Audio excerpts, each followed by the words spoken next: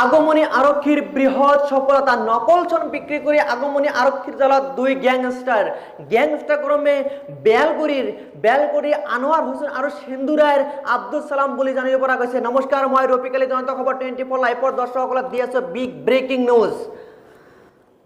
আগমনী আৰক্ষীৰ থানাৰ বৃহৎ সফলতা নকল চন বিক্ৰী কৰি আগমনী আৰক্ষীৰ জালত দুই গ্যাংষ্টাৰ দুজন ক্ৰমে সেন্দুৰা দ্বিতীয় খণ্ডৰ আব্দুল সালাম আৰু বেলগুৰি আনোয়াৰ হুছেইন বুলি জানিব পৰা গৈছে।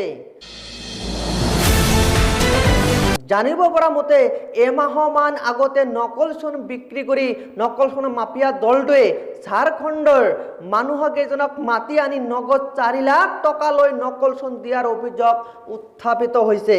সেইকাৰণে ঝাৰখণ্ডৰ মানুহকেইজনে গ্যাংষ্টাৰ কেইজনৰ বিৰুদ্ধে আগমনী থানাত এখন এজাহাৰ দাখিল কৰিছিল। এই এজাহাৰৰ ভিত্তিত আগমনী থানাৰ ভাৰপ্ৰাপ্ত বিষয়া ভূপেন্দ্ৰ ৰাৱতৰ নেতৃত্বত অভিযান চলাই এই গ্যাংষ্টাৰ দুজনক গ্ৰেপ্তাৰ কৰিবলৈ সক্ষম হয়।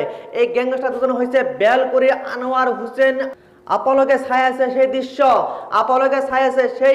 দৃশ্য, সেই দৃশ্য হ'ল আগমনী থানাৰ দৃশ্য। এই আগমনী থানাৰ আগমনী আৰক্ষীয়ে কেনেকৈ এই গ্যাংষ্টাৰ দুজনে গ্ৰেপ্তাৰ কৰি আজি ধুবুৰী জেল হাজতলৈ প্ৰেৰণ কৰিলে এই গ্যাংষ্টাৰ দুজনে। ইয়াৰ বিৰুদ্ধে এই গ্যাংষ্টাৰৰ বিৰুদ্ধে তীব্ৰ অভিযান চলাব আগমনী আৰক্ষীয়ে।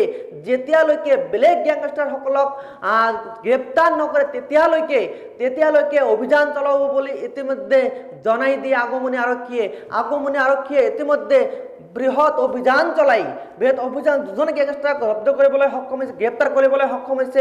ইয়াৰ পিছতে আৰু কোনে আছে পুংখানুপুংখভাৱে তদন্ত অব্যাহত এতিয়া ৰাখিছে। ইয়াৰ পিছত কোনে আছে প্ৰতিজন ব্যক্তিক গ্ৰেপ্তাৰ কৰিব আৰু জেল হাজতলৈ প্ৰেৰণ কৰিব।